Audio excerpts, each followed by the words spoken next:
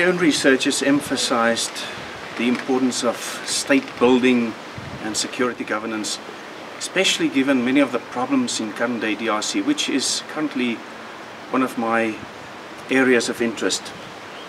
But it of course also extends to other countries like Somalia, Sudan, Sierra Leone and so forth.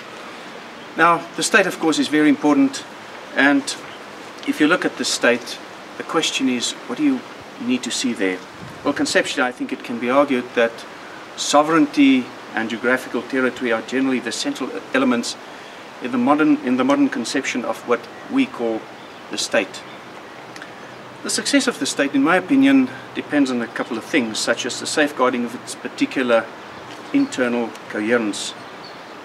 The central authorities should be in a position to secure the existence of the necessary structures that allow the society to function in a satisfactory way.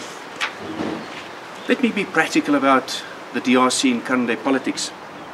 We see that army soldiers are still infamous for atrocities in the DRC, where rape and pillaging seem to be the elements in their everyday operations.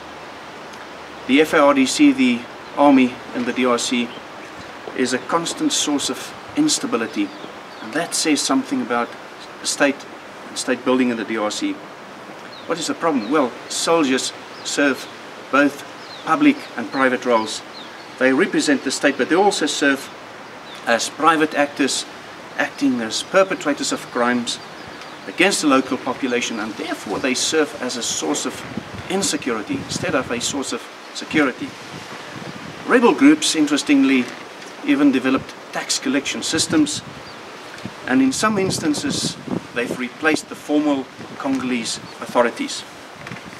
They also in some instances developed into truly global phenomena, organizations that operate globally with networks that extend far beyond the Congolese state.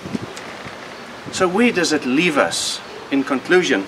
Well, I think if you talk about the DRC, we can say that the DRC never possessed a monopoly of coercion, let alone a legitimate one. The DRC also never really enjoyed the rule of law or functioned within the context of what we can call rational Weberian bureaucracy. And in the final instance, it brings me to the point, and that is that in the long term, peace in a country like the DRC can only be sustainable if the state is stable and its institutions are developed and built up at all levels. Thank